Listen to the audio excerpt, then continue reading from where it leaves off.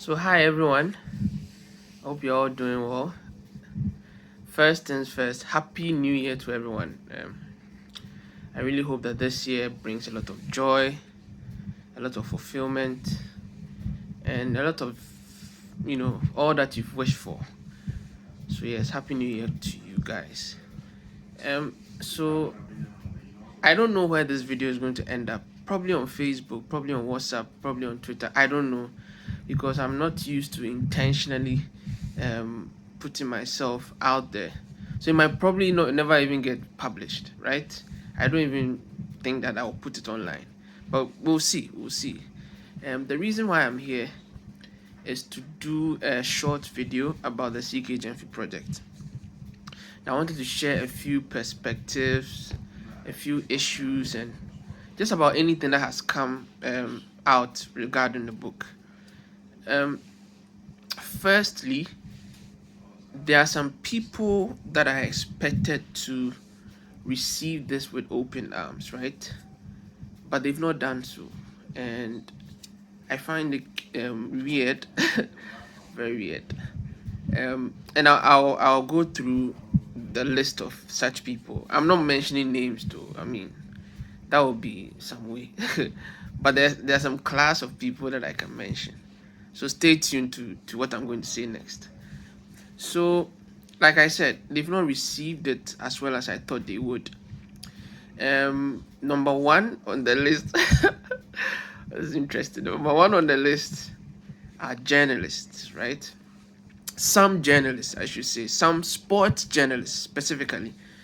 You would think that they will be the first to plug such a piece of work because it falls right within their lane, right? It's a sports book, it's a football book, and the personality involved is larger than life. So you would think that people or journalists will sort of hold it tight and then plug it, but it hasn't really been so. And there are many journalists, some of them who are close friends of mine, and some of them who are just casual friends, who have not really shown a lot of interest in it. And I find it weird.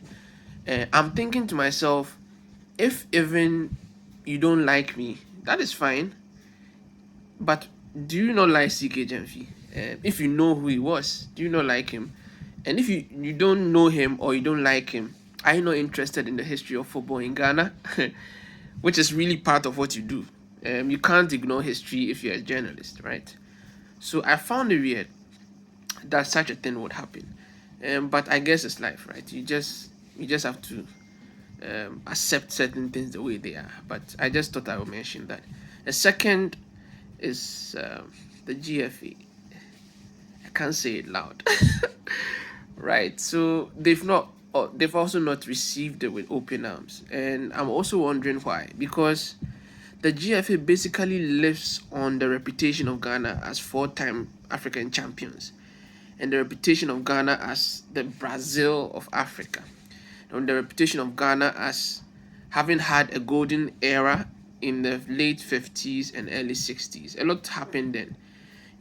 Ghana was East African champions, West African champions, Africa Cup champions, first sub-Saharan nation to qualify for the Olympic Games. So a lot happened then. And CK Gyamfi was in the midst of all that. In fact, people have described him as the single most influential figure in Ghanaian football history. And he has been described as the father of Ghana's football tradition. So it's, CK Gyamfi has been involved with everything.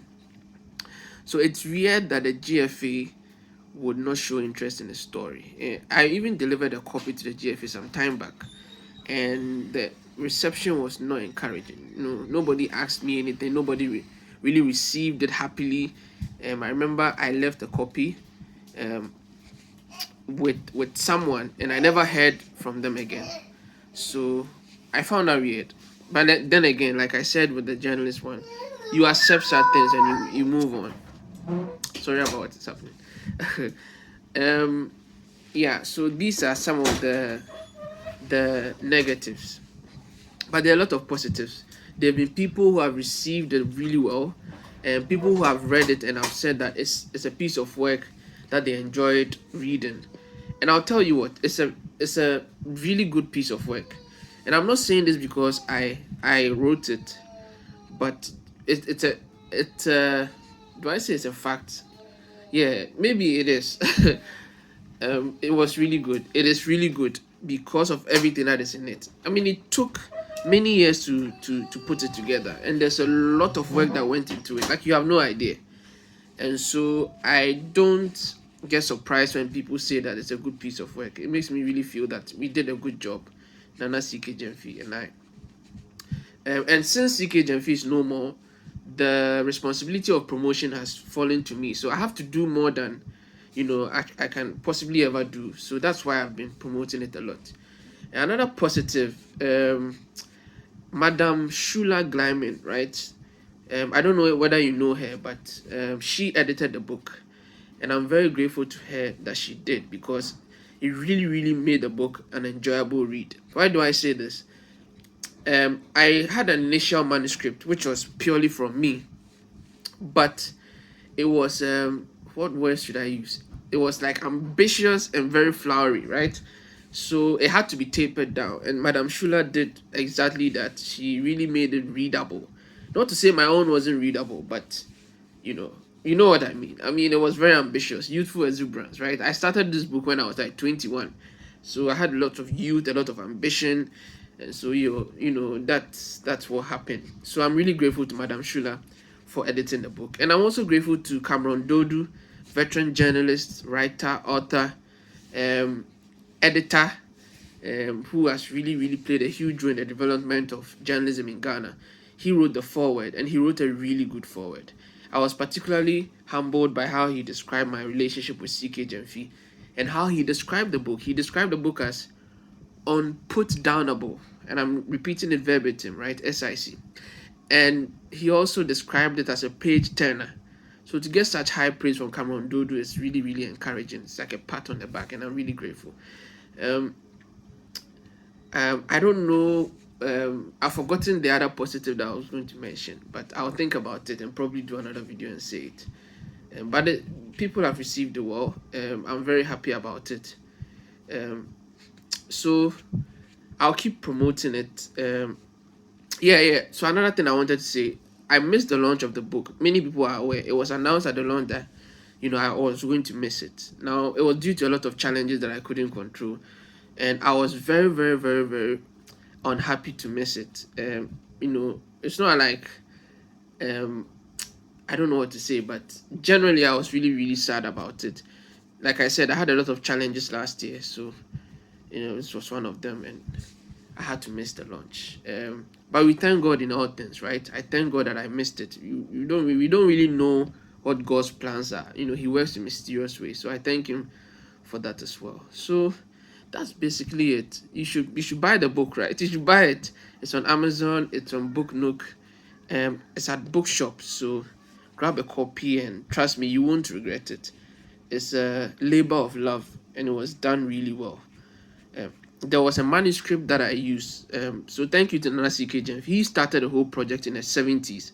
He wrote about himself, and I received that really old manuscript, and I used information from it to construct the story from ground up, right? So a lot of things that you see in the book contains information that I gleaned from that manuscript, but I had to sort of add a lot of things to it and subtract, and you know the whole deal about art. You do storytelling, and you have to do it right. So that was what happened with the manuscript. So it's really an interesting book. There's an essay that I wrote about my relationship with CK Gyamfi. It made the book, so I'm happy about that. There's also a piece in there written by his son Patrick Gyamfi. It's also a very good piece, and I must say at this point that I'm grateful to the Gyamfi brothers for entrusting the project into my hands. That was a really bold decision. A journalist in his early 20s, co-authoring the autobiography of such a huge figure as CK Gyamfi. Imagine. So thanks to the Gyamfi brothers, especially Edwin, Duke, and Patrick. I'm really grateful to them. So yeah, I guess I'm done. I'll come back if I remember anything, but this is basically it. Yeah, don't mind my incoherent thoughts. I just sort of decided to do this off the cuff, impromptu. So yeah, thank you very much, and see you soon. Bye bye.